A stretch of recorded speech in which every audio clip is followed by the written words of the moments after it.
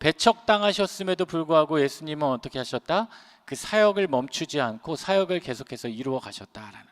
그래서 본인도 사역을 하셨지만 이 제자들을 파송해서 귀한 일들을 감당케 하셨다.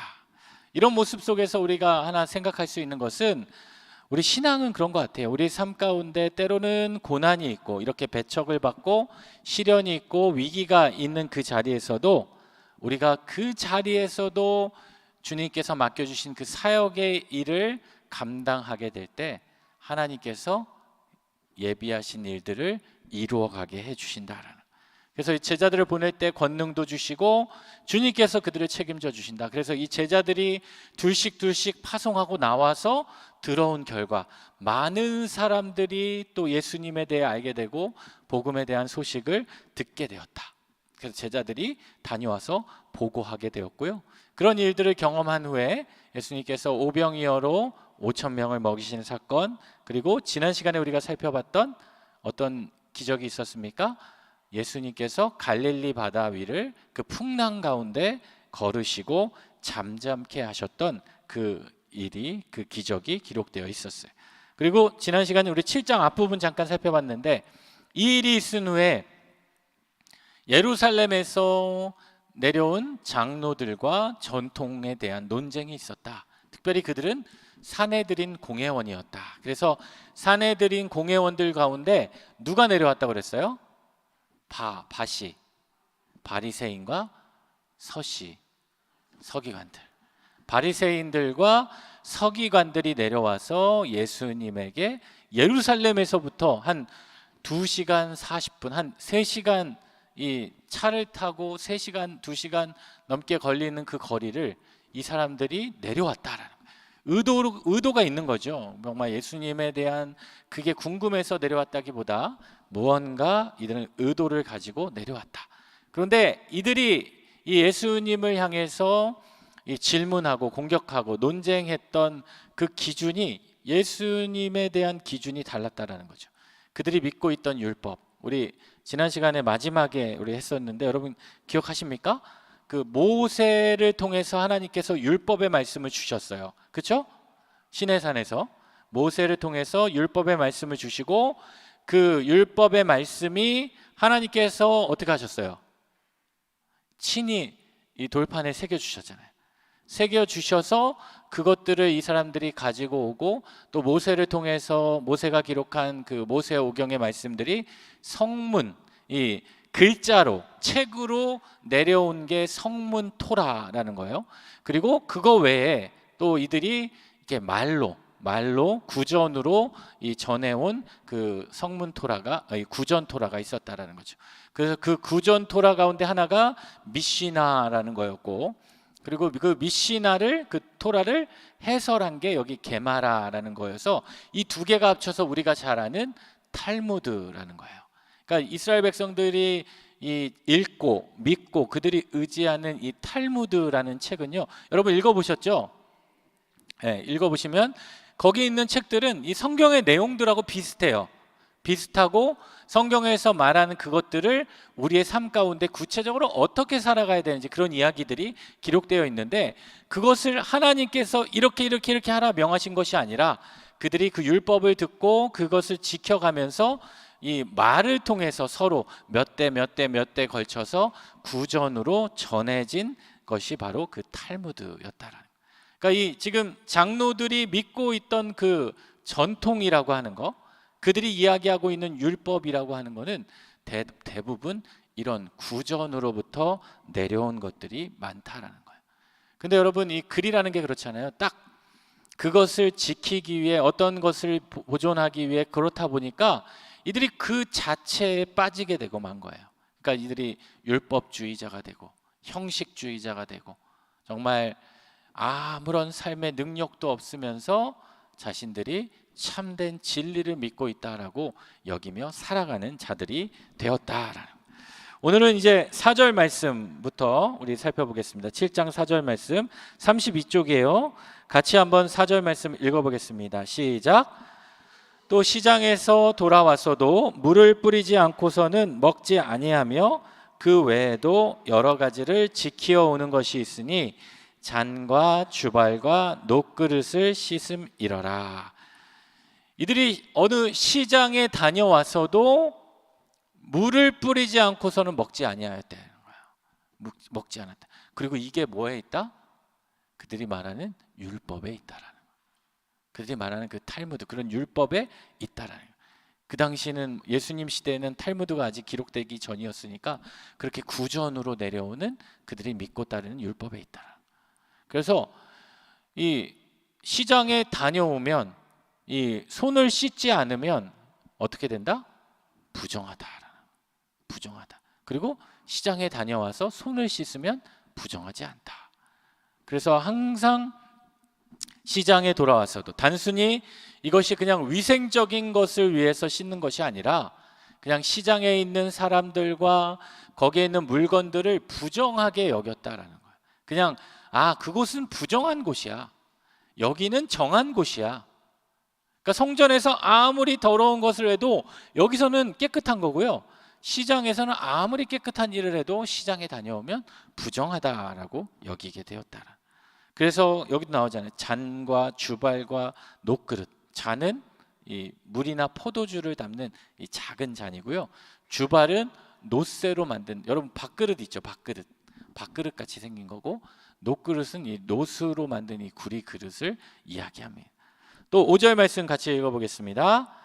이에 바리새인들과 서기관들이 예수께 묻되 어찌하여 당신의 제자들은 장로들의 전통을 준행하지 아니하고 부정한 손으로 떡을 먹나이까? 이제 바리새인들과 서기관들이 예수님께 묻기 시작합니다. 왜? 그들은 사실 예수님께 이런 것들을 물으려고 온 거예요. 예루살렘에서.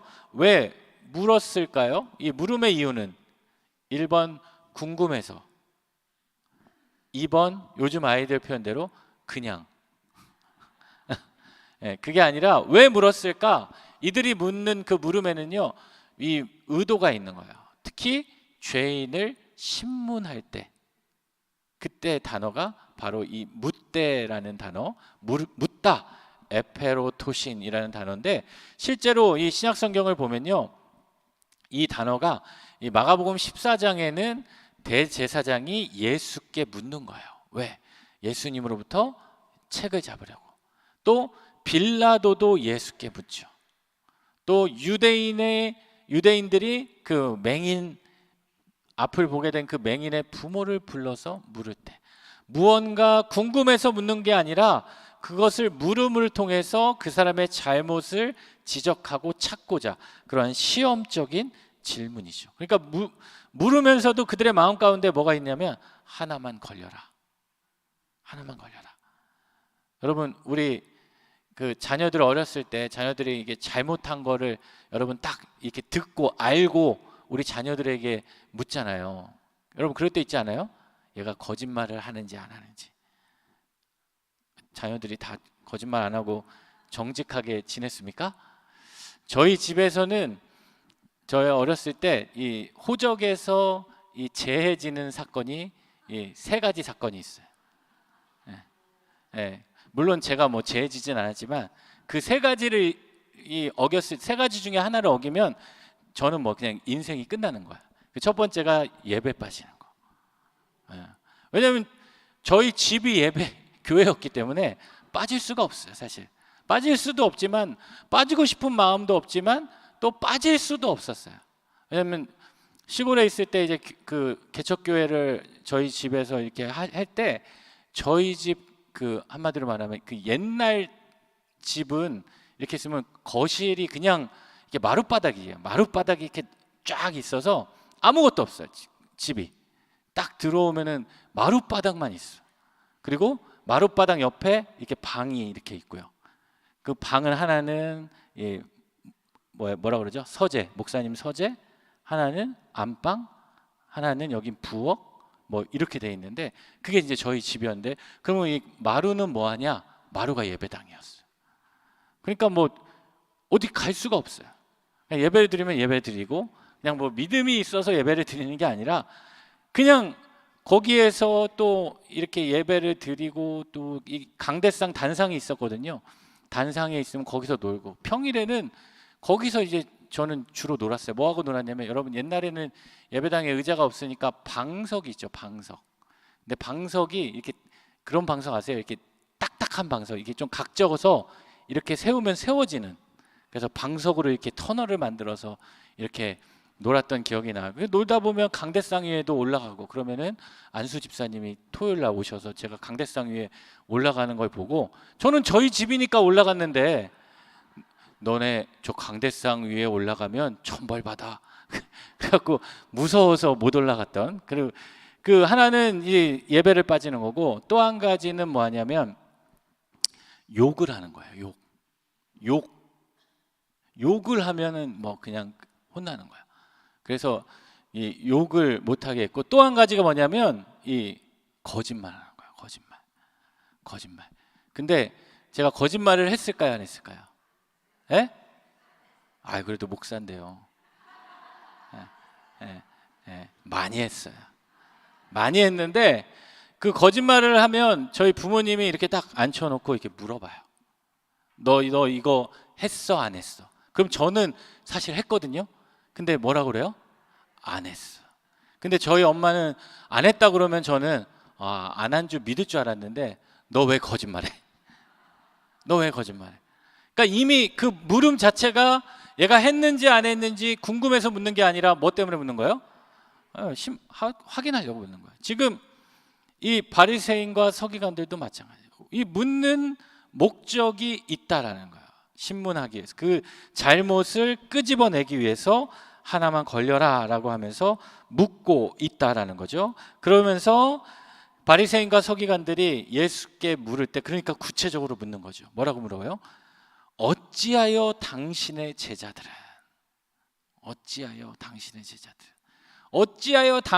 제자들은 장로들의 전통을 준행하지 않느냐? 우리가 지키고 행하라고 하는 그 율법을 따르지 않고 뭐하냐? 부정한 손으로 떡을 먹냐? 여러분, 되게 유치하지 않습니까? 뭐 지적하는 게 뭐 큰 죄를 지은 게 아니라 그냥 시장에 갔다 와서 그 손을 씻지 않고 떡을 먹었다라고, 그것을 뭐 부정하다라고 이야기한다. 근데 이것을 누구의 모습을 보고 지금 예수님께 묻는 거예요? 제자들의 모습을 보고 이야기하는 거예요. 이 모습을 통해서 우리가 한 가지 생각할 수 있는 것은, 그런 제자들의 행동이 누구를 나타내 보이게 된다는 거예요? 예수님을 보이게 된다는 거예요. 여러분, 우리가 크리스찬이잖아요. 우리가 신앙인이잖아요. 그러니까 우리의 삶이 누구를 드러내는 삶이에요? 예수님을 드러내는 삶이에요. 그러니까 성도의 삶은 예수님을 비추는 거울이 된다. 그러니까 여러분들이 이렇게 삶의 자리 가운데 뭐 이 교회 모임뿐만 아니라 여러분이 속해 있는, 또 세상에 속해 있는 그 모임의 자리에서도 여러분의 삶, 여러분의 존재 자체가 누구를 비춘다는 거예요? 예수님을 비춘다라는 거예요. 여러분이 이렇게 숨기고 있고 감추고 있어도 여러분의 이마에는 다 그게 써 있어요. 소망교회 칠지고 누구누구. 나 교회 다니는 거 모르지? 이런 것까지 다 쓰여 있다는 거예요. 그러니까 여러분의 삶을 통해서 우리는 누구를 비추고 있다? 예수님을 비추고 있는 거예요.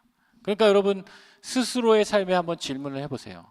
오늘 나의 삶은 무엇을 비추고 있는가? 내가 속한 자리에서, 내가 속한 가정에서, 또 내가 속한 모임에서 여러분 누구를 비추고 계십니까?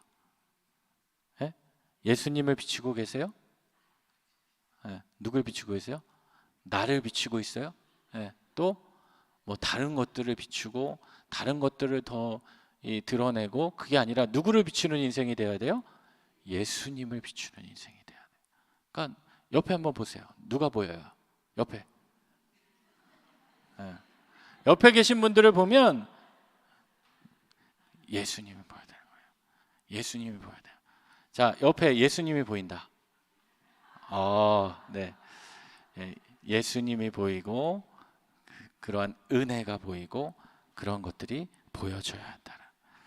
자, 또 6절 말씀 보겠습니다. 이르시되 이사야가 너희 외식하는 자에 대하여 잘 예언하였도다. 기록하였으되 이 백성이 입술로는 나를 공경하되 마음은 내게서 멀도다. 그러니까 예수님께서 그 바리새인과 서기관들에 대해서 이야기를 하시죠. 근데 예수님이 이야기하실 때 어떤 말씀? 이사야 말씀을 가지고 이야기를 해주는 거예요. 그러니까 예수님은 그 마음 가운데, 예수님 하나님이시니까 어떤 이야기를 해도 예수님은 그 이야기들을 성경 말씀을 통해 대답을 해주고 계시다. 여기 말씀은 뭡니까? 외식하는 자에 대해서. 한마디로 바리새인들과 서기관들이 누구예요? 외식하는 자들. 그들이 어떻게 해요? 입술로는 나를 공경하되 마음은 내게서 멀었다. 이 말은 그들이 입술로는 하나님께서 주셨다는 그 율법의 말씀을 잘 믿고 듣고 따르고 행하고 있다라고 이야기하지만 그들의 마음은 나에게서 멀었다.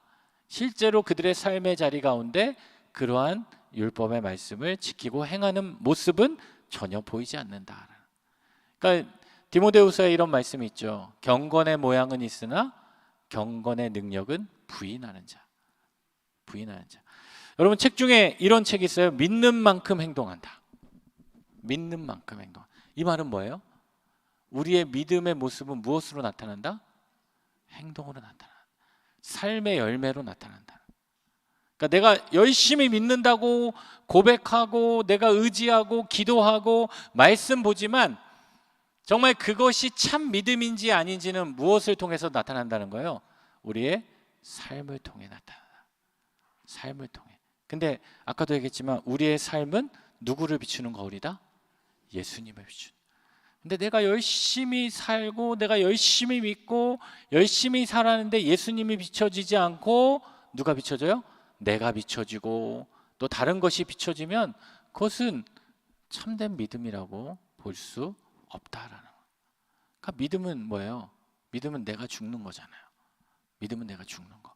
우리 담임 목사님이 지난주 또 이번 주 이 두 주에 걸쳐서 세례에 대해 이야기했지만 세례에는 물 세례가 있고 성령 세례가 있는데 결국에는 이 세례가 우리에게 이야기하는 거는 뭡니까? 내가 죽고 누구로 사요? 내가 죽고 예수로 사는 삶이라는 거. 그러니까 내가 죽어야 되는 거예요. 내가 죽어야 되는. 여기 보면 외식하는 자라고 했어요. 바리새인들과 서기관들을. 이 외식하는 자라는 단어는 헬라어로 히포크리톤이라는 단어인데 이 단어는요 어떤 의미가 있냐? 여러분 외식한다고 해서 이따가 끝나고 뭐 외식하는 거 생각하시면 안 되고 외식하는 자는 뭐예요? 속인다라는 거예요. 속인다, 위장한다, 가면을 쓴다. 이게 예전에는 그 연극 용어로 많이 쓰였대요. 이 헬라 문화에서. 헬라는 이 연극 그런 걸 많이 했으니까 그 연극 같은 걸 할 때 보면 뭘 써요? 가면을 쓰죠. 가면을 쓰고 자신의 얼굴을 가리고 위장하는 것처럼 그 단어로 쓰였다라는. 그래서 이 외식한다라는 것은 자신의 속마음과 자신의 겉모습을 다르게 하는 거예요. 내 속마음은 전혀 그렇지 않는데 겉으로는 막 이렇게 꾸미는 거. 그러니까 그런 걸 가리켜서 뭐라 그래요? 위선자라고 하죠. 위선자. 그래서 이 메시지 성경을 보면요, 마가복음 메시지 성경을 여러분 마가복음 메시지 성경 읽어 보셨죠? 안 읽어 보셨어요? 네. 메시지 성경을 제가 자꾸 이게 책을 얘기하면 제가 책을 뭐 이렇게 홍보하는 것 같아서 어디 출판사에서 오늘도 벌써 책을 몇 권을 얘기했잖아요. 그런 건 아니니까 여러분 성경만 잘 보시면 돼요. 네. 성경을 잘 보고 또 더 이게 읽고 싶으신 분은 메시지 성경을 보면 이 외식하는 자를 어떻게 표현했냐면 조금 더 격하게 표현을 했는데 이 사기꾼들이라고 표현합니다. 사기꾼들. 여러분 외식하는 자 하니까 그냥 그런가 보다 그렇지만 실제로는 어떤 의미가 있어요? 거짓을 행하는 사기꾼들과 같은 사람들이다. 사기꾼. 그들의 마음은 전혀 딴 데 있다라는 거예요. 전혀 딴 데 있다는 거예요. 그 자리에 있지만 그것을 하는 것 같지만 전혀 딴 데 있는. 여러분들 잘 생각해 보세요. 잘 생각해 보세요. 마음에 딴 데 있는 자. 그냥 우리가 예배 드릴 때 내가 예배당에 앉아 있지만 내 마음이 딴 데 가 있을 때 있어요, 없어요? 예? 예, 물론 칠주구는 그런 분이 없어요. 예, 칠주구는 그런 분이 안 계시지만 그럴 때 있잖아요. 내가 그 자리에 있지만 어쩌면 지금 이 성경 공부 자리에 앉아 계시는 분들 가운데에도 내 육은 여기 있지만 내 영은 딴 데에 가 있는 분들이 있어요. 네, 내 육은 분명히 여기 있는데 내 영은 다른 데 가 있는 그런 분들을 바로 여기서 말하는 외식하는 자. 외식하는 자 하면 좀 고상하니까 메시지 성경은 조금 더 경각심을 주기 위해서 그런 사람들 뭐라고요? 사기꾼들아 이렇게 하면 기분이 나빠지죠. 외식하는 자가 나 외식하는 자인데, 근데 여러분 그 표현을 바꿔보면 나 사기꾼인데 어감이 다르잖아요. 근데 그 언어적인 표현은 그런 의미가 있다. 그래서 그 외식하는 자는 구체적으로 어떤 자들이냐? 이사야 말씀에 나오는 29장에 나오는 이 말씀이기도 하고 또 7절 말씀을 보니까 이렇게 표현합니다. 7절 읽겠습니다. 사람의 계명으로 교훈을 삼아 가르치니 나를 헛되이 경배하는도다 하였느니라. 이 외식하는 자들은 구체적으로 어떤 사람이냐면요, 사람의 계명으로 교훈을 삼았다라는. 여러분, 계명은 누가 주신 거예요? 하나님이 주신 거예요. 그 계명의 주체는 누굽니까? 하나님이에요. 율법의 주체는 누구예요? 하나님이에요. 그 율법의 정신은 하나님이 우리를 향하신 그 사랑의 정신을 내가 믿고 듣고 따르는 건데, 그게 하나님이 주신 정신과 전혀 상관없이 사람의 계명이 된다라는. 그러니까 하나님의 계명과 정반대되는 계명인 거예요. 그러니까 그 계명의 주체가 누가 되는 거예요?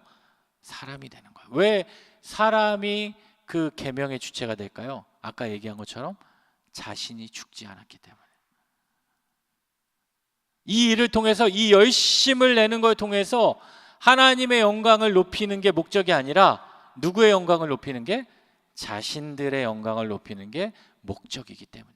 그러니까 열심히 일을 해서, 열심히 수고해서, 열심히 그 율법을 지켜서 하나님께 예배해서 그것을 통해서 하나님 홀로 영광 받아 주시옵소서가 아니라, 그 일을 통해서 누가 높아져야 돼요? 내가 높아지고 우리가 가지고 있는 이 권력이 높아지고, 그것을 하기 때문에 그 주체가 사람이 될 수밖에 없다는. 그러니까 이렇게 7절에 얘기하죠. 사람의 계명으로 교훈을 삼아 가르치니 나를 경배하긴 하는데 어떻게 경배한대요? 헛되이 경배한대요. 헛되이. 여러분, 헛되다라는 거 알죠? 전도서에 보면 모든 것이 어떻게 해요? 헛되고 헛되니, 하여튼 다 헛되요. 헛되다가 많이 나오죠. 헛되다라는, 한마디로 생각이 없고 열매가 없고 유익이 없다라는. 예수님께서 말씀하셨어요. 그들을 알게 될 텐데, 그들을 무엇으로 알게 된다? 열매로 그들을 알게 된다. 그 삶 가운데, 그들의 삶 가운데 열심히 신앙생활하면, 열심히 주님 안에 거하고 하나님의 은혜가 안에 거하고 성령 안에 거하게 되면, 여러분, 우리의 삶 가운데 무엇이 맺힐까요? 네, 성령의 열매가 나와요. 성령의 열매가 맺혀야 되는데 그들의 삶에 열매가 없는 거예요. 왜 그래요? 헛되기 때문에. 근데 여러분, 재미있는 거는 이 헛되다라는 이 어원에서 어떤 단어가 왔냐면 우상이라는 단어가 왔는 거예요. 그러니까 우상을 숭배한다라는 것은 결국 뭐예요? 헛된 것을 믿는다라는. 그러니까 그 우상 자체는 아무런 능력이 없다라는, 헛되다. 그러니까 자신이 그 인생의 주인이 되고 내가 그것을 붙잡고자 의지하고자 살아가니까 그들의 인생에는 헛된 인생이 될 뿐인 거예요. 그래서 여러분, 아까도 얘기했지만 신앙은 무엇의 결국 싸움이냐? 내가 죽는 싸움인데, 이 내 인생의 주도권을 내가 아니라 하나님께 맡기는 거예요. 그러니까 다 내려놓으면 편한 거예요. 내가 포기하면 편한 거예요. 저도 어떤 일을, 사역을 하고 어떤 거를 결정할 때 보니까 제가 하려고 하니까 막 힘든 것들이 많더라고요. 근데 하나님께 맡기면 그것만큼 편한 게 없는 거예요. 내가 하려고 하고 또 어떻게 내가 해야 이렇게 해야 내 생각대로 해야 그게 될 것 같다라고 여러분 우리 여기잖아요. 그렇죠? 어떤 일을 할 때 그건 그렇게 하면 안 되는데 그건 그렇게 하면 안 되는데 근데 그런 생각까지도 내가 그 인생의 주체를 내려놓게 될 때 하나님께서 일하심을 경험할 수 있게 된다라는 거예요. 여러분 찬양 가운데 여러분 많이 부르시는 찬양인데 내가 주인 삼은이라는 찬양 여러분 아시죠? 이 찬양 내가 주인 삼은 우리 같이 한번 우리 찬양 해볼까요? 네, 같이 한번 찬양해 보겠습니다. 내가 주인 삼은 모든 것 내려놓고 내 주 대신 주 앞에 나가 내가 사랑했던 모든 것 내려놓고 주님만 사랑해 주 사랑 거친 풍랑에도 깊은 바다처럼 나를 잠잠케 해 주 사랑 내 영혼의 반석 그 사랑 위에 서리. 아멘. 내가 주인 삼은 것을 어떻게? 내려놔야 돼요. 내가 주인 삼은 것을 어떻게 꽉 움켜쥐고 있는 그리고 감추고 있고 그게 아니라 내려놔야 되는 거예요. 그게 바로 사람의 계명인 거예요. 사람의 계명으로 교훈을 삼아서 가르치니 나를 어떻게 경배한다? 헛되게 경배한다. 나의 열심이 나의 수고가 나의 헌신이 아무런 열매가 맺혀지지 않는다. 여러분 그럼 내 삶을 한번 돌아봐야 돼요. 내가 하나님의 계명을 붙잡고 있는가? 사람의 계명을 붙잡고 있는가? 그래서 내가 주인 삼고 있는 것들을 내가 과감하게 내려놓을 수 있어야 한다는. 자, 계속해서 우리 8절 말씀도 한번 보겠습니다. 너희가 하나님의 계명은 버리고 사람의 전통을 지키느니라. 여기도 나오죠. 하나님의 계명을 버리고 사람의 전통을 지킨다. 자, 이 문장을 보면요 참 재밌어요. 이 헬라어라는 것은 조금 우리 한글이나 좀 다르게 이런 시제가 있고 그런 형태가 있는데요. 그 시제마다 주는 그 의미가 있어요. 특별히 여기 앞에 보면 하나님의 계명을 버렸다라는 것은 뭐예요? 그냥 정말 버리고 떠나고 가만히 두고 내가 그것을 더 기억조차 하지 않는다라는 거예요. 그런데 이 버리다라는 단어가 부정 과거 분사로 쓰였는데 한마디로 말하면 하나님이 우리에게 주신 그 계명을 어떻게 이해한다는 거예요? 이거는 과거의 사건이다. 과거의 사건이다. 한마디로 말하면 그것은 그냥 모세나 누구에게 과거에 그런 사람들에게 주었던 그거지. 믿음 많은 사람들에게 주었던 그거지. 그냥 그렇게 여긴다라는. 그럼에도 불구하고 뒤에 나오는 사람의 전통을 지킨다. 여기서 지킨다라는 것은 어떤 의미가 있냐면 꽉 붙잡고 있는 거야. 꽉 움켜쥐고 있고 안 내려놓는 거야. 그리고 이거는 현재 직설법으로 쓰여져 있어요. 그 말은 어떻게? 지금도 계속되고 있는 거야. 그러니까 한마디로 뭐예요? 우리는 하나님의 은혜를 받아서 하나님의 부르심을 받아서 이 땅을 살아가는 자들임에도 불구하고 하나님께서 우리에게 부르시고 우리에게 은혜를 주신 것은 지나간 과거고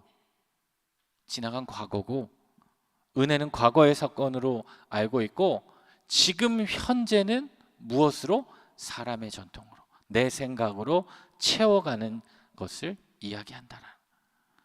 그러니까 예수님께서 그 바리새인들과 서기관들에게 이야기하는 게 그겁니다. 너희들이 장로들의 전통을 지킨다고 하지만 그것들을 봐라. 그것은 무엇이냐? 하나님의 계명을 버리고 사람의 전통을 지키고 있는 거다. 또 9절 말씀까지 보겠습니다. 또 이르시되 너희가 너희 전통을 지키려고 하나님의 계명을 잘 저버리는도다. 심지어는 하나님의 계명을 지켜야 되는데 사람들의 그 전통을 지키려고 하나님의 계명을 버리고 있다라는 거야. 한마디로 말하면 본말이 전도된 거죠. 그러니까 본질을 지켜야 되는데 그 본질을 지키지 않고 껍데기를 지키려고 그것을 유지하고 있다라는 거야. 여러분, 우리의 신앙도 그럴 때가 있어요. 여러분 한번 스스로의 삶을 잘 보세요. 내가 이 예배라는 것을 놓고 볼 때, 믿음 생활이라는 것을 놓고 볼 때 내가 그 믿음을 지켜야 되는데 그 믿음을 지키기 위해서 하나님을 만나고 하나님의 말씀을 듣고 그것을 더 소중하게 여기고 있는지, 아니면 형식적인 것을 더 소중하게 여기고 있는지 그것을 바라봐야 된다. 그러니까 예수님께서 지금 이야기하는 것은 그 유대인들은 그 본질보다 형식에 더 집중하고 있다. 그것을 여러분 대표적으로 보여주는 사건이 어디 있냐면 누가복음 10장에 보면 여러분이 잘 아는 선한 사마리아인 비유가 있어요. 선한 사마리아인. 거기 보면 막 레위인도 지나가고, 누가 또 지나가요? 제사장도 지나가고, 뭐 그 사람들만 지나갔겠어요? 수많은 사람들이 지나가죠. 근데 그들은 그 강도 만난 사람 보이지 않는 거야. 왜 안 보여요? 왜 안 보여요? 나는 지금 예배당에 가야 돼. 나는 지금 거기를 지키는 게 중요해. 근데 우리가 예배를 드리는 근본적인 목적, 또 하나님이 우리에게 주신 그 마음, 그 사랑, 그것은 이미 그 마음 가운데 없는 거예요. 그러니까 쳐다도 안 보고 그것을 지나치고 그 사마리안 비유 가운데 예수님께서 물어보잖아요. 누가 강도 만난 자의 이웃이냐? 누구이시냐? 이야기하는 거예요. 그 이야기를 들어보면 우리가 한번 생각해 볼 수 있어요. 우리가 신앙생활이라는 것이 형식을 중시하고 있냐, 아니면 본질을 중시하고 있냐. 그 종교개혁자 중에 여러분 깔뱅이라는 사람 아시죠? 깔뱅은 이름이 참 많아요. 이 깔뱅이라고도 부르고 칼빈이라도 부르고 또 뭐라고 그러죠? 깔뱅, 칼빈, 하여튼 많아요. 그러니까 다 같은 사람이죠. 근데 그 깔뱅이 어떤 얘기를 했냐면 이런 얘기를 했어요. 이 어떤 교회에서 성가곡을 부를 때 화음을 많이 넣지 말라는 거예요. 근데 또 이 말을 오해하면 안 돼요. 또 찬양대 가서 우리 칠지구 이재경 목사님이 화음 부르지 말라고 그랬는데요. 그러면 그 얘기가 아니라 왜 화음을 넣지 말라고 그랬냐면 어려운 화음을 넣지 말라는 거예요. 왜 그랬냐? 그 화음 넣느라, 그 음을 생각하느라 그 찬양의 가사를 까먹는다라는. 물론 제가 생각할 때 그 음도 되게 중요합니다. 음도 하나님이 주신 창조물이고 중요하지만 그 찬양을 통해서 우리의 입술로 고백되는 그 가사, 그 하나님께 올려드리는 그 고백이 중요한데 그 화려한 음악을 하느라 그걸 까먹을 수 있다는 거예요. 근데 한번 우리가 깊이 생각해 볼 문제인 것 같아요.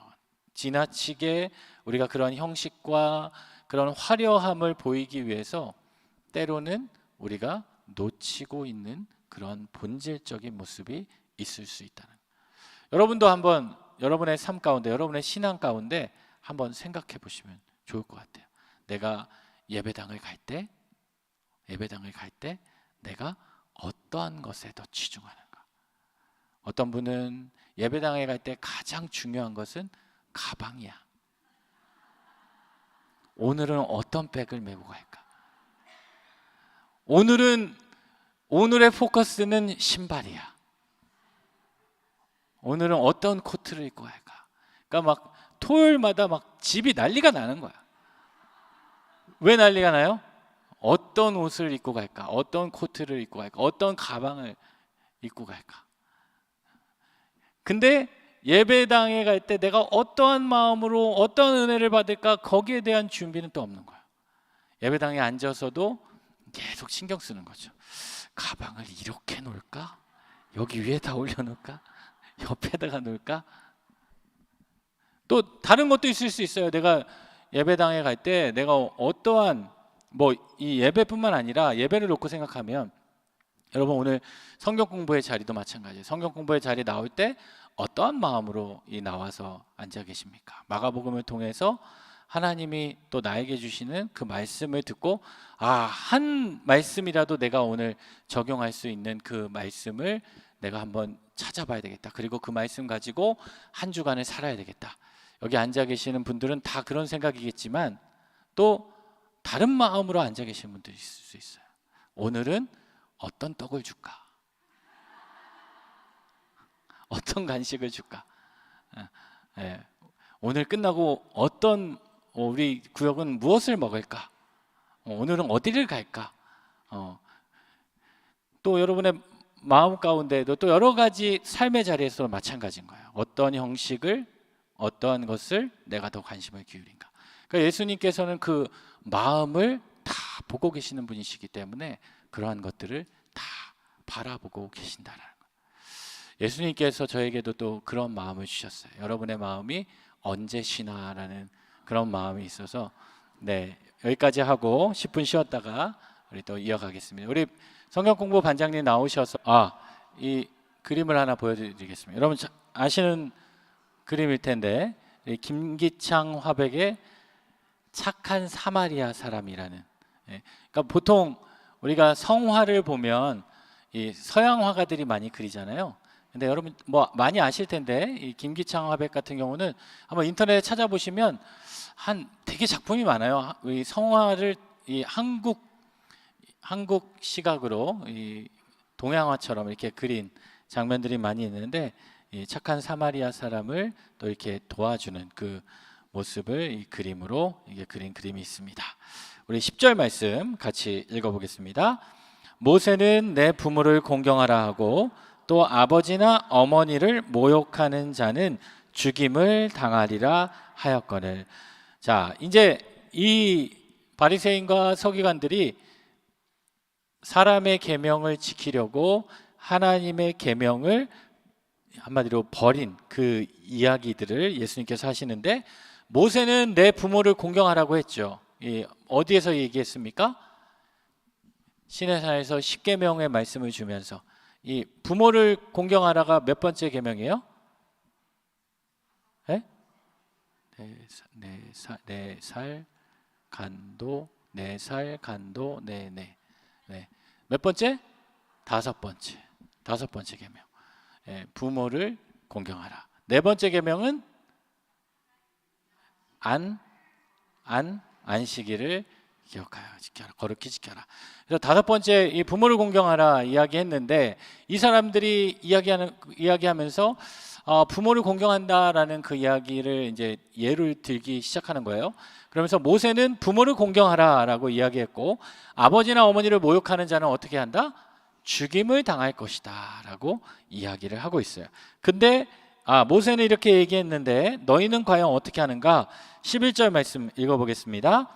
너희는 이르되 사람이 아버지에게나 어머니에게나 말하기를 내가 드려 유익하게 할 것이 고르반 곧 하나님께 드림이 되었다고 하기만 하면 그만이라 하고, 이 사람들이 아버지에게나 어머니에게 이야기하는데 어떻게 얘기한다는 거예요?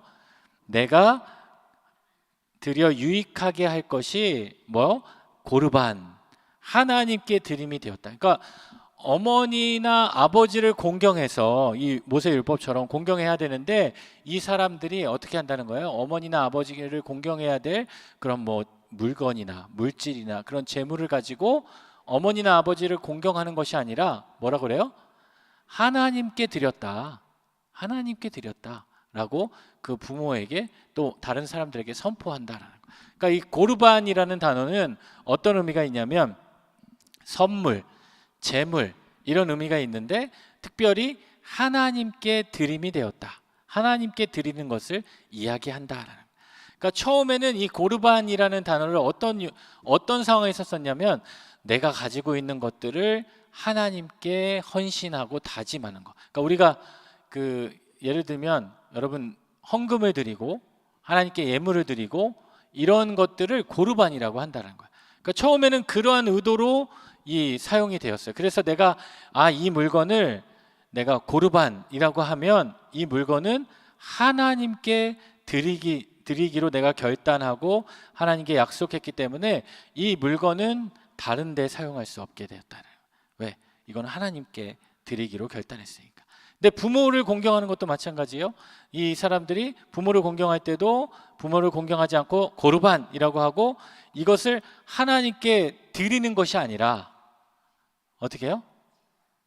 네, 정확한 표현이 지가 쓰는 거예요. 네, 자기가 쓰는 거예요. 하나님께 드렸다 하고 사용하잖아요. 부모에게는 왜 그러면 그거 하나님께 안 드렸으면 부모에게 차라리 주지. 근데 그 핑계는 뭐라 그래요? 하나님께 드리기로 했기 때문에 내가 부모에게 못 준다. 그러면 여러분, 하나님께 드리기로 해서 부모에게 못 주면 누구에게도 못 줘야 돼요? 지에게도 못 주는. 자기에게도 주면 안 되는데 그것은 자기가 다 갖다 쓰면서 하나님께는 어떻게 해요? 드리지 않는 거예요. 지금 그 이야기를 하고, 너희들이 지금 율법을 지키는 게 그거와 같다라는 거예요.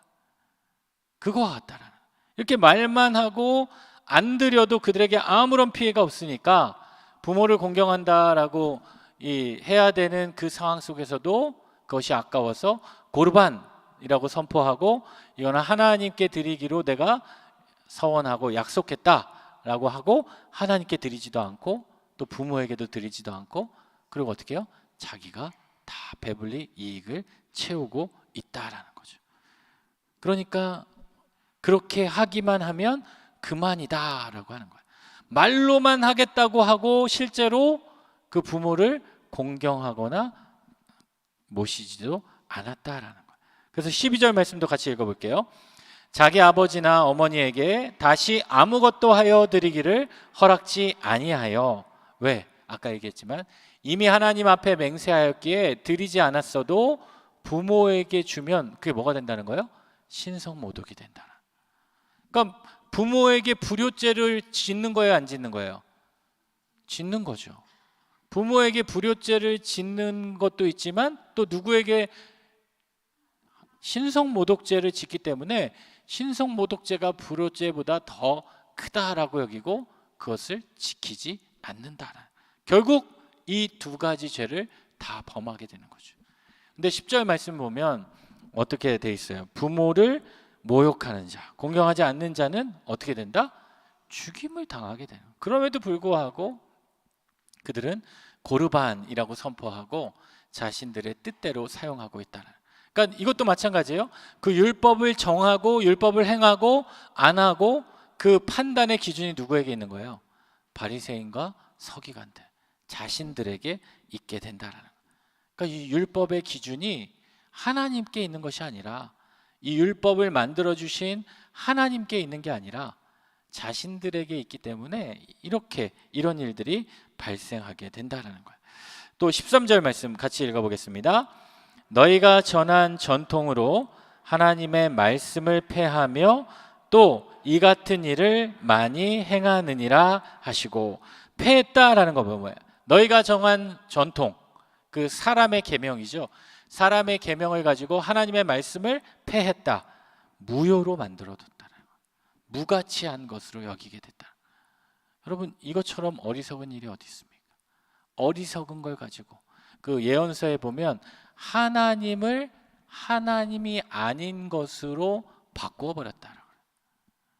그럼 여러분, 이건 뭐예요? 결국 이게 우상숭배예요. 우상숭배. 여러분 가정에 우상이 있는 분, 우상 뭐 이렇게 막 뭐예요? 막 신상도 있고, 막 뭐 또 있어요? 막 불상도 있고, 막 이렇게 막 그런 집에 있는 분 있어요? 없죠. 그러면 제가 한번 물어볼게요. 나는 우상을 숭배합니다. 있어요, 없어요? 없잖아요. 근데 그것만 우상을 숭배하는 게 아니라 여기 나오는 거죠. 하나님이 아닌 것을 하나님의 자리에 두는 게 바로 우상 숭배인 거예요. 그러니까 내 인생의 주인이 누구여야 된다? 하나님이어야 되는데 하나님이 아니라 누가 된다? 내가 되는 것도 뭐다? 우상 숭배다. 그리고 내가 아니라, 우리 또 이 자리에 우리 어머님들 많이 계시니까 때로는 우상이 누가 될 수가 있어요? 자기 자녀가 될 수도 있어요. 나는 목사님 저는 저희 아들 없으면 못 삽니다. 또 어떤 부모는 반대요. 제 아들 때문에 못 살겠습니다. 제 남편 때문에 못 살겠습니다. 근데 또 그게 또 우상이 돼서 거기에만 매달리고 거기에만 내가 전념하고, 물론 부모가 자녀를 위해서 기도하고 돌봐주고 케어하는 거는 그건 당연히 부모가 해야 될 일이지만 자녀가 우상이 되어서는 안 되라는 거예요. 그럼 누가 싫어하셔요? 하나님이 싫어하시는 거예요. 하나님이 싫어하시는 거예요. 하나님의 자리에 누가 계셔야 돼요? 하나님이 계셔요. 지금 이 서기관들과 이 바리새인들이 너희가 전한 전통으로 하나님의 말씀을 폐하였다라는 거예요. 하나님의 말씀을 폐하였다. 그리고 어떻게 이 같은 일을 어떻게 했다? 많이 행했다라는 거예요. 이 같은 일을 지금 이 사건뿐만 아니라 너희가 전통을 지키느라 하나님의 말씀을 어떻게 계속적으로 습관적으로 폐하고 있었다. 예수님께서는 습관적으로 제자들에게 기도하는 자리, 말씀의 자리, 하나님의 마음을 품는 그런 습관을 갖도록 계속해서 보여줬지만 이들은 어떻게 해요? 습관적으로 하나님을 점점 멀리하는 습관을 품고 있다. 여러분, 나의 습관이 어떤 습관인지 잘 보셔야 돼요. 내 인생에 그 습관이 되게 중요합니다. 습관이 나의 삶을 변화시켜가는 그러한 이 과정이 된다. 여러분, 어떤 습관이 있으세요? 새벽마다 일어나서 기도하는 습관, 또 잠자기 전에 기도하는 습관, 아침에 눈 뜨면 기도하는 습관, 아침에 눈 뜨면 찬양 듣는 습관. 여러분, 이런 습관이 별거 아닌 것 같은데 식사하기 전에 내가 기도하는 습관, 이거 뭐 그 별거 아닌 것 같지만 그 습관이 여러분 우리의 삶에 기적을 만드는 거예요. 여러분, 그런 문구도 있어요. 저는 그 문구를 참 좋아하는데 이런 문구가 있어요. 반복이 기적을 낳는다. 반복이 기적을 낳는다. 하나님 말씀이 내 삶 가운데 반복적으로 내가 묵상하고, 그래서 여러분 사실 성경에서 제일 좋은 것 중에 하나가 뭐냐면 암송이에요. 암송을 해서 그 말씀을 반복적으로 내가 외우고 암송하고 이게 기억할 때 그 말씀이 내 삶에 기적을 일으키는 거예요. 안 되겠습니다. 다음 시간부터는 들어오실 때 암송을 하고, 들어오실 때 하고, 나가실 때 암송하는 사람만 나가시는 걸로. 끝나고 못하면 여기서 다 외우고 가요. 옛날에 수련회 가면은 여러분 밥절 아시죠? 밥절을 막 그거 뭐 억지로 왜 하냐. 근데 여러분 그거 아세요? 그 밥절을 통해서 우리가 하나님 말씀이 내 마음 가운데 들어오기 시작하는 거예요. 왜? 밥을 먹어야 되니까. 아무리 수련회에 가서 막 이렇게 막 말 안 듣고 기도할 때 기도 안 하는 친구도요, 밥절은 외워요. 왜? 밥을 먹어야 되니까. 근데 그렇게 반복을 해서 그게 습관으로 우리의 삶 가운데 말씀이 들어오기 시작할 때 기적이 일어나게 된다라는 거예요.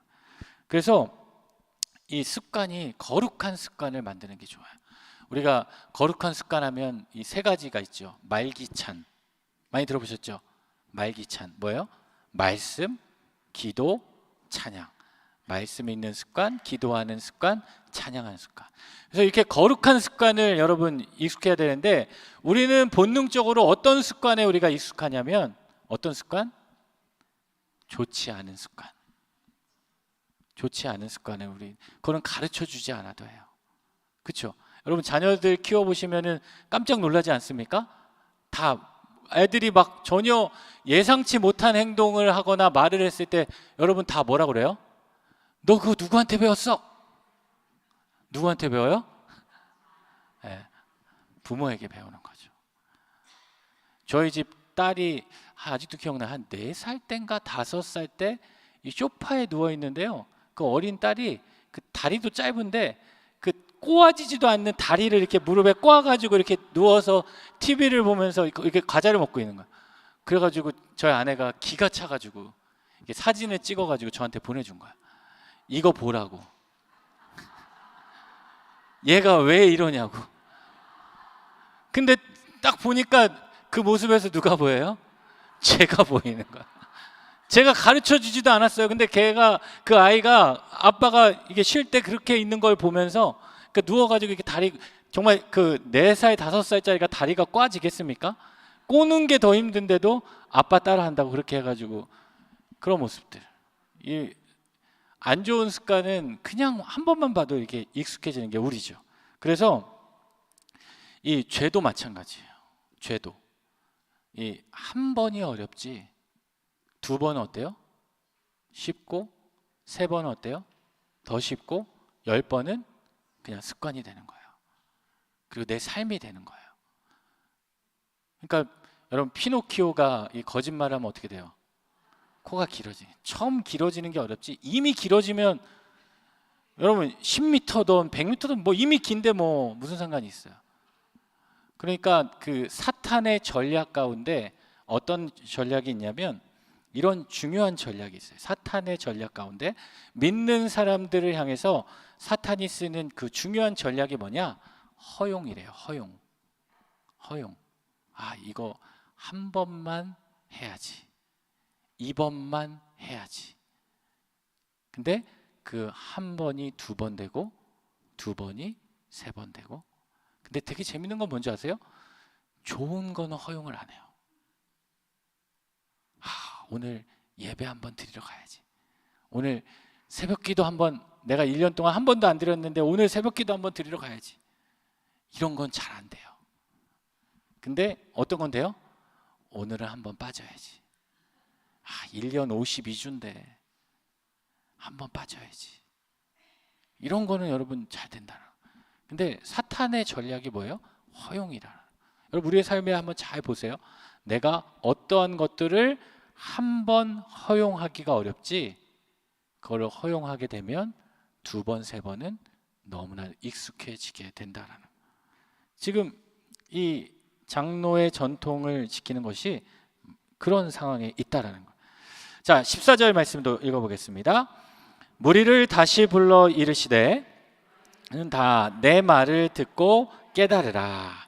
이제 무리를 다시 부르는 거야. 바리새인과 서기관들은 이제 그 이야기를 하고 떠나게 되었고 이제 남겨진 거기 있는 사람들을 불러서 예수님이 얘기하십니다. 내 말을 듣고 어떻게 깨달으라. 바리새인과 서기관들은 외적 행위만 강조하고 그들이 가지고 있는 이 율법이 우리에게 주는 그 본질을 숨기고 있는데 그 가리워진 진리를 깊이 깨달으라 라고 이야기해 줍니다. 그래서 그 무리들에게 이번에 예수님께서 어떤 얘기를 하시냐, 이 바리새인과 서기관들에게 했던 그 고르반에 대한 이야기 대신에 이번에는 무리들에게 이 이야기를 해줘요. 15절 16절 같이 읽겠습니다. 무엇이든지 밖에서 사람에게로 들어가는 것은 능히 사람을 더럽게 하지 못하되 사람 안에서 나오는 것이 사람을 더럽게 하는 것이라 하시고. 그렇죠? 여러분 이 말씀 잘 생각해 보세요. 밖에서 사람에게 들어가는 거, 어떤 음식이라고 해봅시다. 음식이 여러분 어떻게 더럽습니까? 네? 입에 들어가는 건 어떻겠어요? 더러운 건 안 먹잖아요. 깨끗한 음식을 우리가 먹으면 내 안에서 어떻게 돼요? 막 분해되고 막 이렇게 하겠지만 결국에는 어떻게 돼요? 그 음식이 내 여기 속에 계속 남아 있습니까? 밖으로 나가게 되잖아요. 밖으로 나가게 된다는 거예요.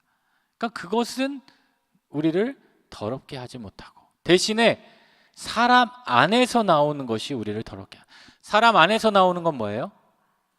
영적이며 도덕적으로 부정한 것. 특히 뭐가 있어요? 마음, 생각, 또 말. 그러니까 마음이 우리의 생각을 지배하고 우리의 삶을 지배하고 우리의 머리를 지배하고 우리의 행동을 지배한다라고 하죠. 그런 것과 마찬가지. 이런 것들이 마음에서 시작된다. 그러니까 다시 말하면 이렇게 들어가는 그 율법이 들어가는 것이 부정한 것이 아니다. 그것을 통해서 이야기해주고 있습니다. 그러자 17절 말씀 또 읽어볼게요. 무리를 떠나 집으로 들어가시니 제자들이 그 비유를 묻자온대. 자, 바리새인들과 서기관들과 이야기를 마치고 또 무리들에게 이것을 깨달으라 이야기해주고 나서 예수님께서 이제 무리를 떠나서 어디로 들어가요? 집으로 들어갔다. 집. 가버나움에 있는 아마 베드로의 이 집일 것 같아요. 그 베드로 가버나움에 들어가서 있으니까 또 제자들이 이번에는 묻습니다. 제자들 왜 깨닫지 못하는 거야?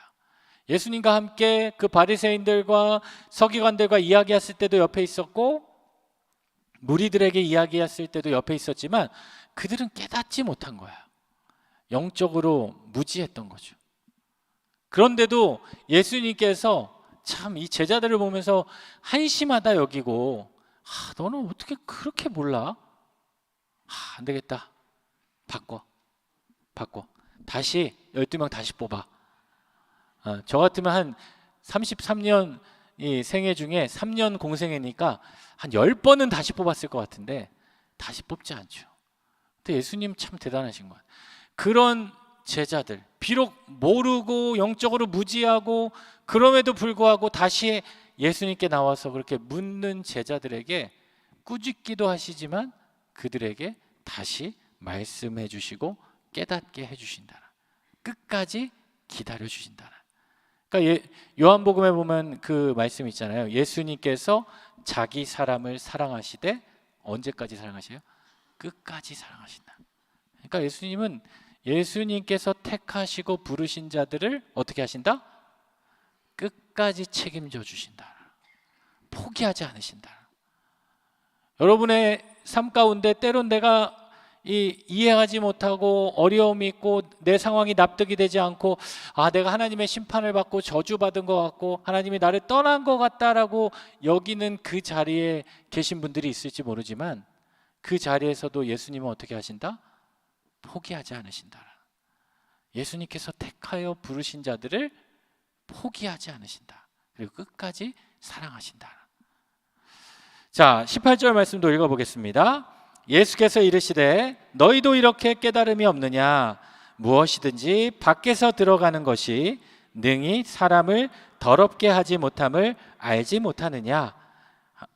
약간 예수님도 약간 한탄하시는 거예요. 심지어 너희조차도 알지 못하냐? 너희조차 알지 못하냐? 19절 말씀도 이어볼게요. 이는 마음으로 들어가지 아니하고 배로 들어가 뒤로 나감이라. 이러므로 모든 음식물을 깨끗하다 하시니라. 이야기하는 거예요. 구약의 율법의 규례에 의하면 뭐가 있어요? 정한 음식, 부정한 음식이 있죠. 그러니까 유대인들이 어떻게 해요? 유대인들이 이 음식은 정하고 저 음식은 부정하다. 그 음식이 아무리 청결해도 그 자체는 어떻게? 부정하다. 그 대표적인 음식이 뭐가 있어요? 돼지 같은 거. 되새김질을 못하고 굽이 갈라지고 그 규정이 있잖아요. 그래서 유대인들은 아직도 그러죠. 유대인들이 먹는 음식을 뭐라 그래요? 코셔라고 해요. 코셔. 요즘은 보니까 마트나 이런 백화점 같은 그 푸드코트 가면 이런 상품들이, 여러분 할랄 아시죠? 할랄은 누가 먹는 거예요? 이슬람이 먹는 거잖아요. 근데 이 코셔라는 제품은 누가 먹어요? 유대인들이 먹는 거예요. 유대 율법에 맞게 인증받은 음식. 이 코셔라는 단어는 합당하다, 적당하다라는 의미가 있어요. 그래서 이 코셔 이 등급을 받으려면 되게 어렵대요. 그 할랄도 어렵지만 이 음식 재료를 생산한 환경을 다 이렇게 그 해야 되고 모든 가공 과정을 이거 담당관이 지켜봐야 되고 전문 랍비나 검사자가 그 일을 직접 체크한 것만 이렇게 돼 있대요. 그러니까 코셔 제품은 어떻게 했어요? 비싸겠죠. 그러니까 이거 제품적으로는 조금 인정을 할 수 있어요. 코셔 제품이 나쁘다는 게 아니라 그러한 까다로운 규정이, 근데 이것이 이 사람들에게는 자신들의 건강을 위해서 지키는 것이 아니라 무엇 때문에? 율법 때문에 지킨다. 건강 때문에 유기농을 먹고 이런 거 좋다 이거예요. 근데 여러분 저는 제일 마음에 들지 않는 게 이 X 뭐예요? 돼지. 여러분 돼지고기를 어떻게 포기해요? 유대인들 너무 불쌍해요. 구약을 믿고 아직도 예수님께서 오시지 않았다, 오실 메시아를 이미 예수님 오셔서 우리와 함께 하시고 지금 재림의 때를 기다리고 있는데, 그 예수님이 아직도 오시지 않았다고 기다리고 있는 그들의 영혼이 참 불쌍하면서도 또 인간적인 마음으로는 이 돼지고기를 맛보지 못하고, 제가 사진을 가져왔잖아요. 이들이 탈무드를 읽을 게 아니라 이 사진을 묵상하면 좋겠어. 이걸 1시간 보고도 과연 참을 수 있을까? 그리고 여러분, 코셔 제품의 그 가공법을 제가 생각해 보니까 그 가공법에 도저히 합격할 수 없는 제가 좋아하는 음식이 있어요. 뭔지 아세요? 떡볶이. 특히 시장에서 파는 떡볶이. 아까 시장에서 온 거는 뭐라 그랬어요? 부정하다 그랬어요. 그런 것들이 다 율법으로 금해져 있다. 그러니까 예수님께서도 그들의 그런 외식적인 그 이야기를 하시면서 20절 말씀, 또 이르시되 사람에게서 나오는 그것이 사람을 더럽게 하느니라. 부정함의 근원이 외적인 것이 아니라 너희의 마음에서 온다는 거예요. 그러니까 예수님은 그들의 마음을 다 이미 알고 있는 거예요. 그들이 율법을 왜 지키고자 하고 왜 그러한 전통을 유지하려고 하는지, 그들의 기득권을 지키려고 하고 스스로 위대함을 높이기 위해 지키는 그런 마음에서 온 것을 알고 있었다라는 것. 그래서 예수님이 계속해서 21절 같이 읽어볼게요. 곧 사람의 마음에서 나오는 것은 악한 생각, 곧 음란과 도둑질과 살인과. 그러니까 사람의 마음에서 나오는 것은 이 악한 생각이다라는 거예요. 죄로 인해 창세기 6장 5절에도 나오지만 여호와께서 사람의 죄악이 세상에 가득함과 그의 마음으로 생각하는 모든 계획이 항상 악할 뿐임을 보셨다는 거예요. 왜요? 인간의 죄가 있기 때문에. 우리에게는 어떤 죄가 있어요? 죄는 크게 두 가지가 있죠. 원죄가 있고 자범죄가 있어요. 원죄는 뭐예요? 아담으로부터 이어지는 우리는 원죄의 DNA를 갖고 있어요. 여러분이 싫다고 해도 어쩔 수 없어요. 우리가 로봇이 아닌 이상 하나님이 창조물인 그 인간의 모습, 아담에 이은 그 혈통을 가진 사람으로서 이 죄의 DNA가 있다는 거예요. 자범죄는 뭐예요? 여러분이 짓고 있는 죄, 내가 지은 죄. 그거는 사람마다 다르겠죠. 근데 그 원죄가 있다는 거예요. 그 죄로 인해서 우리는 그 우리의 마음 가운데 그런 악한 생각들이 일어나고 있다는 거예요. 여기 본문을 보면 이 악한 생각이 한 12가지 나와요. 근데 굳이 저희가 그 악한 생각을 연구할 필요는 없을 것 같아요. 제가 읽어보니까 그냥 딱 와닿아요. 여기도 보면 악한 생각, 음란과 도둑질과 살인. 물론 목사님 저는 그런 거 안 해요. 안 해요. 하지만 여러분, 그것을 이게 큰 죄로 바라보지 않았으면 좋겠어요. 내 삶 가운데 있는 그러한 모습들. 여기 보면 음란이라고 할 때 여러분, 그 책 중에 그 시각 간음이라는 책이 있어요. 옛날 책인데 그 간음에서는 그 남녀가, 이성이 이 서로를 바라볼 때, 여러분 이렇게 누가 지나가면 이렇게 한번 보잖아요. 이렇게 한번 본단 말이에요. 몇 번째 바라봤을 때 그거를 음란한 행위라고 할 수 있을까요? 그 책에는 되게 이게 보수적으로 이야기하는 책인데, 이렇게 딱 그 사람이 있어요. 그러면 딱 한 번은 그냥 어쩔 수 없이 지나가다니까 볼 수 있잖아요. 근데 그 책은 2번째부터는 음란이라고 해요. 왜? 근데 또 생각을 해보니까 이건 좀 심하지. 근데 가만히 생각해 보니까 처음은 그냥 지나갈 수 있는데 2번째 볼 때는 이미 내 마음 가운데 다른 마음이 있을 수 있다. 그래서 진짜 그럴 수도 있겠다. 그래서 이 음란이라는 것을 우리가 그냥 큰 그런 것만 생각하지만 또 우리의 일상생활 가운데 내가 문득 드는 그런 모습들. 또 도둑질. 여러분 도둑질 하세요? 도둑질 안 하세요? 저 예전에 그 부모님 지갑에서 이렇게 막 했다가 되게 혼난 적이 있는데 그런 도둑질. 그런데 막 이렇게 남의 거 훔치고 이런 도둑질뿐만 아니라 여러분 이제 우리는 그런 거 안 하잖아요. 근데 누구 거 도둑질해요? 하나님 거. 하나님 거. 갑자기 말씀이 없어지죠. 하나님이 우리에게 주신 삶, 우리에게 주신 자녀, 우리에게 주신 믿음, 또 우리에게 주신 시간, 우리에게 주신 물질. 뭐 11조 이야기할 때도 11조를 10분의 1을 한다고 생각하면 어떤 마음이 있습니까? 어떤 마음이 있어요? 아까운 마음이 있을 수 있어요. 10분의 1을 왜 줘야 돼? 내 건데. 근데 반대로 생각해 보세요. 내가 10분의 9를 가져온다. 그리고 이게 내 거라고 생각하면 아깝죠. 그러니까 헌금을 드릴 때도 뭐 11조뿐만 아니라 이게 내 거면 아까운 거예요. 근데 우리는 이 땅에 하나님의 청직이잖아요. 하나님께서 맡겨주신 것을 우리가 가지고 산다라고 생각하면 하나님께 드리는 게 아깝지 않은 거예요. 시간도 마찬가지예요. 시간의 11조. 시간을 내가 얼마나 하나님께 드리고 있나? 또 뭐예요? 살인. 여러분 살인 해보셨어요? 없죠. 근데 마음으로는 몇 번 살인해 보셨어요? 많이 해요. 많이 해요. 살인은 누구를 해야 돼요? 내 자아를 죽여야 돼. 내 자아는 안 죽이고 계속 누구 죽여요? 옆에 권사님 죽이고 옆에 집사님. 남편은 무슨 죄예요? 맨날 죽어. 그러니까 그런 모습들을 여러분 한번 묵상해 보시면 그렇구나. 그렇구나. 여기 또 22절 같이 한번 읽어볼까요?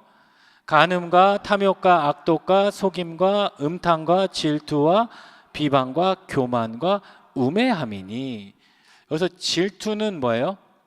그 옛날 성경에는 흘기는 눈이래요. 흘기는 눈. 시기하고 질투하는 거. 우매함은 뭐일까요? 몰상식하고 도의에 어긋난 말과 행동. 그러니까 하나님을 하나님으로 알지 못하는, 이게 바로 우매함이겠죠. 우리 마지막 23절만 읽고 마치겠습니다. 이 모든 악한 것이 다 속에서 나와서 사람을 더럽게 하느니라. 그렇죠?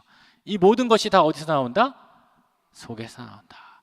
너희가 정한 그 율법을 지키고 안 지키고 그게 부정한 것이 아니라 너의 마음에서 나오는 그런 생각과 그런 것들이 부정한 것이다. 그러니까 어떻게 해요?